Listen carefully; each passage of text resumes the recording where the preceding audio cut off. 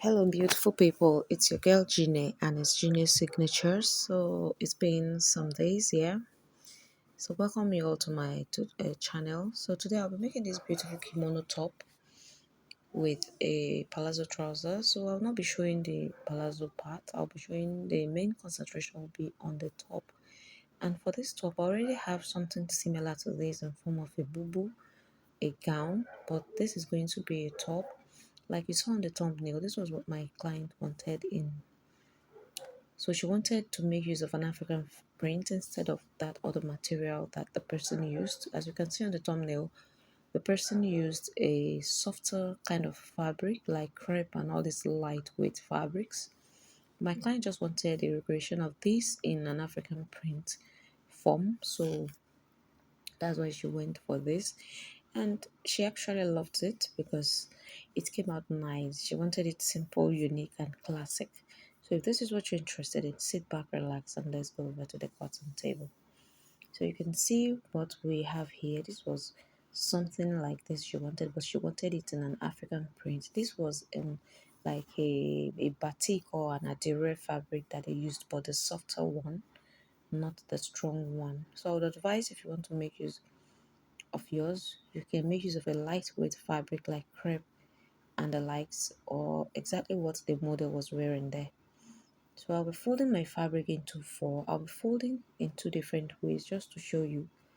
The first folding I want to make now, if you fold it like this, you're going to be having joining on your shoulder line. So this is the first folding. If you fold like this, you folded lengthwise and then you fold it again. So if you fold it like this, you're going to be having joining on your shoulder area. If you fold it like this, you can see that the place facing me is divided into two. Like you see the difference between the first and the second, like the front and the back. It's quite obvious if you see it very well. I don't know if you understand what I'm saying. And then on the shoulder line, it's closed out, like closed out. You can see what I mean. So it's open here, and on the shoulder is closed. If you fold your fabric like this, you're going to be ending up joining it on your shoulder. But if you don't want to join it on your shoulder, you're going to be folding it the other way around. That is what I'm going to be showing you now.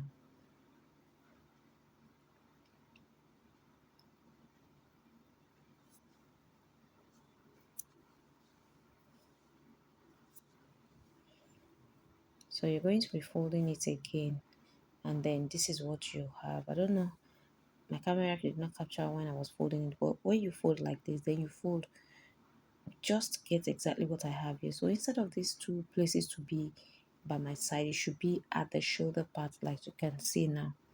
So it's as if I did the opposite of what I had on the table before. I believe you understand the drift. So that place facing me now is totally closed out. And it's folded into four because we're going to be cutting both the front and the back at the same time.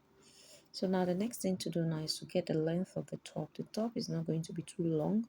So it's going to be in form of a little bit of like a crop. So my client's own is 24 inches. And then for the width, that is where you want the sleeve to get to, I will be making use of the entire thing that I have folded on the table like so. So if you want yours, just do well to measure from the middle part of your neck down to where you want your sleeve to get to. So I got the length and then I added 1.5 inches as hemming allowance. And that is what I'm trying to chalk down there.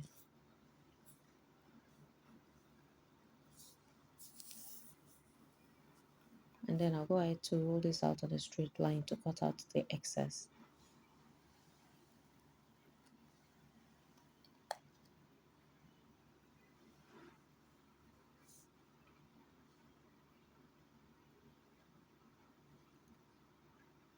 So I'll go ahead to cut out the excess.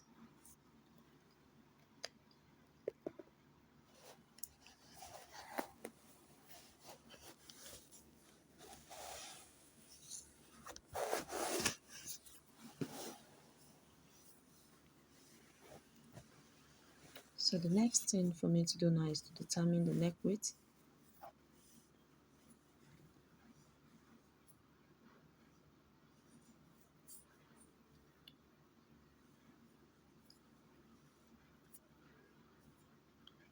So for the neck width, I'll be making use of 3 inches. I'll make use of 3.5 inches, but I'll make use of 3 inches. And then for the neck depth for the back, I'll be making use of 1 inch.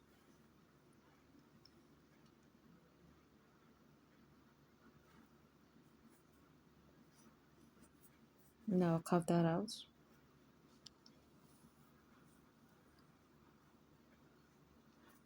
And then for the arm opening or the sleeve opening, I'll just come down by 10 inches.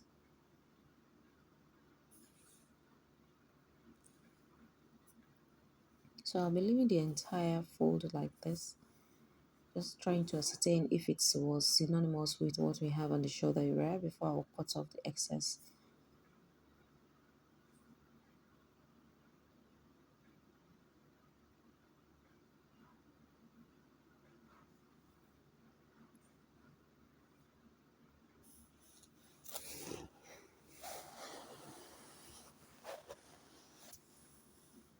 So for the neck, for the hand opening, I'll be coming down by 10 inches. Now this 10 inches is not like it must be 10 inches. No, you can come down by 8 inches. Just do well to take your round sleeve measurement of the particular length you want for your sleeve, and then you come in by 2 inches and then take it all the way down. You know that this is a free top, so you don't need your waist measurement or your bust measurement, because the spaces there is going to be accommodating enough of that. It's like a one size fits all. So cut out the neckline for the back first before adjusting that for the front. So for the front, I'll be opening it up like this, and then I'll separate the front from the back. Just watch carefully what I'm doing and you understand what I'm driving at.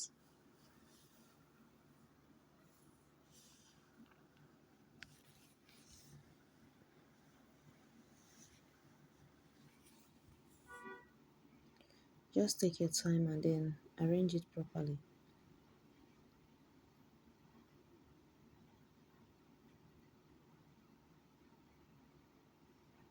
So you can see that the neckline for the back is right on the other side. So I'll be adjusting that for the front.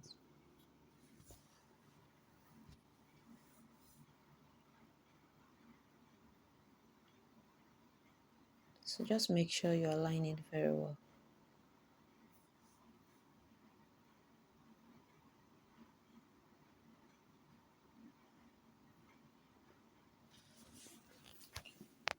So this is what we have now. So the next thing for me to do now is, because I'll be replacing this front neckline with that black material, so I'll be cutting out about 1.5 inches all the way down to the length of the top. If you like, you can make use of 2 inches, you can make use of 2.5 inches, but I'm always comfortable using 1.5 inches. So I'm connecting all that, and then I'll be slanting that into the 1.5 from the neck width for the front, as you can see. So this is just me trying to get like where the neckline is supposed to get to, but that is really not important. So just connect from that neck width straight to meet up the 1.5 inches that I marked out, like so. And then you take your ruler, sorry, you take your scissors, and then you cut that out.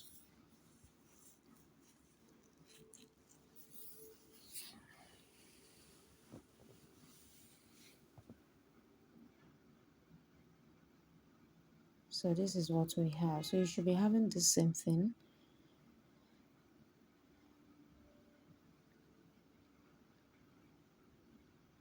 So by the time you open this up, this is exactly what you should be having on your table as well. So now we're going to be replacing this round neckline with that black design. So all you need to do now is to take the measurement of your, for one point, round the neckline to the other side of the top, like so. You're going to be taking the measurements all the way around.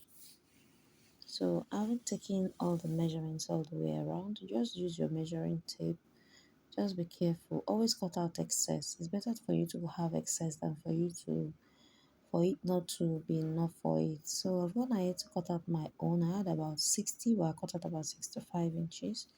And I placed it on fold. And when I was cutting this, I cut out 1.5 inches. For the black fabric that I'm adding to that, I made on fold 2 inches on fold. Instead of cutting out 1.5 inches, you'll be needing half an inch to join it. So I cut out 2 inches on fold, and then I ironed my stay on it to just give it a form of strength. And then I'll be placing it like this and then run half an inch all the way around from one point through the neckline and then come to this other side of the top like so. So that is what I'll just quickly go ahead and do, and then I'll be back to show you the next step.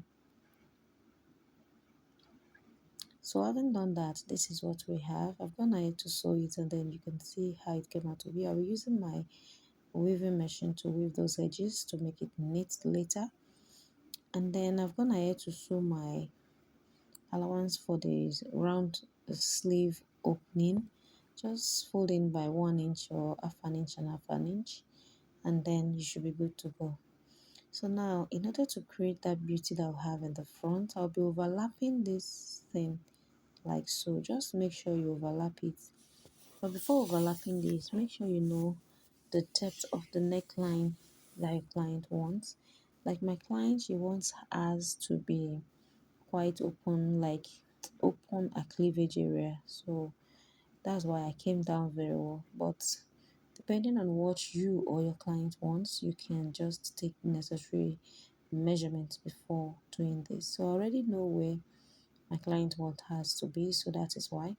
So I just placed it on top of each other like so, and then I'll just go ahead and then sew it down to put it in place.